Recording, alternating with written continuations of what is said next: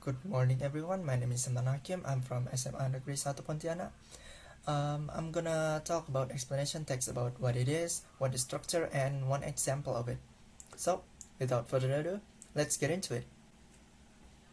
What is an explanation text? Explanation text is a text of which it describes about something in general. Because it tells something in general, it means that it doesn't go into detail or too specific about the subject.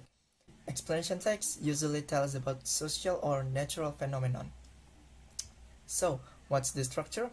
The structure of explanation text goes as follows. The first one is general statement. General statement is the opening of the text. It introduces the subject, describing it based on what it is. It doesn't go into detail about the subject's characteristic or what it's doing. After the general statement comes the explanation. It is the part of the text where the subject is explained thoroughly. It tells about the process of something, like what the subject is doing. Lastly, the closing.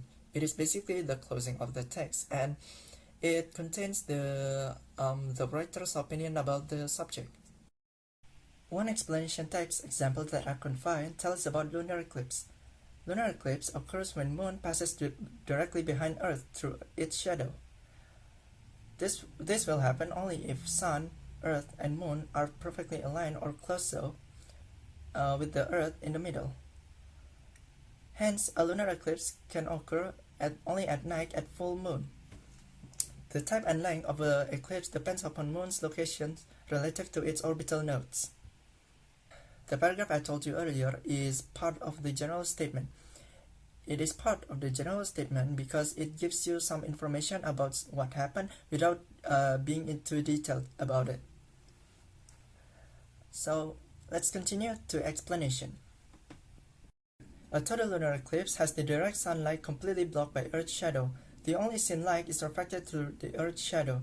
This light looks red for the same reason the sunset looks red, due to the ray-like scattering of the blue light. Because of its reddish color, a total lunar eclipse is sometimes be called blood moon. That paragraph is the explanation part of the text. It is the explanation part because it actually explains how a lunar eclipse happens and how can the moon looks red when lunar eclipse happens. So let's go to the next one, the closing. Unlike a solar eclipse, which can only be viewed from a certain small part of the world, a lunar eclipse can be viewed from anywhere on the night side of the Earth. Lunar eclipse lasts for hours, whereas solar eclipse only lasts for a few minutes. This is due to the smaller size of the moon shadow. Also, unlike solar eclipse, lunar eclipse are safe to witness without eye protection because it is dimmer than the full moon.